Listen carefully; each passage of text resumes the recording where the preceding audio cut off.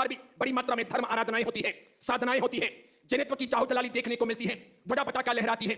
गत वर्ष में सेलम में था, एक फोन आया, नंबर से ही मालूम पड़ रहा था ये भारत से नहीं है। अर्जुन ने उठाया, बोले कि महाराज साहब से कहो हमें पचकान लेना है।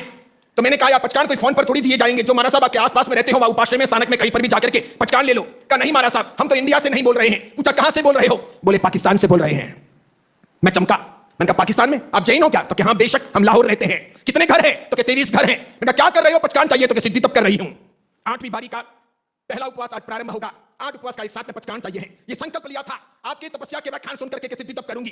तो अब वो रास्ते पर पहुंच रहा है, मुकाम पर पहुंच रहा है। बस 8वीं बारी का एक साथ में 8 उपवास का पचकान दे दीजिए। भारत के बाहर भी बहुत विरले बैठे हैं। मैंने उनसे पूछा, मैंने कहा मंदिर जाते हो? तो कि बेशक जाते हैं। पहले तो बहुत घर थे और हकीकत में थे। जगत गुरु आचार्य हीर विजय सूरी जी महाराज के जाने के बाद जब विजय जैन सूरी जी महाराज की लाहौर में आचार्य पदवी हुई, तब 1 लाख जैन लाहौर में निवास करते थे।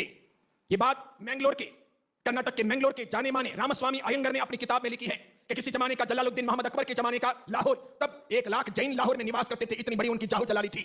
आज की तारीख में सिर्फ 23 घर बचे हैं, ऐसा उन्होंने कहा। उसमें कोई स्थानकवासी, कोई तेरापंथी है, कुछ मंदिर मार्गी है। और इतनी दूर साधु साधियों के अभाव में भी रहते हुए वे लोग भीतर धर्म की अलग जगाते हैं, वहां रह करके भी सिद्धि तप करते हैं। यहां तो सबसे पहले हम ब्यासने का इंतजाम देखते हैं। और अगर कहीं यहां एक समय ब्यासना हो और कहीं और 2 जगह ब्यासना हो, यानी 2 बार ब्यासना हो, तो पहले फॉर्म वहां भरेंगे, यहां से फॉर्म हटा लेंगे। समझ रहे हैं हमारे दिलो दिमाग में क्या वृत्तियां हैं, कैसी बातें हैं।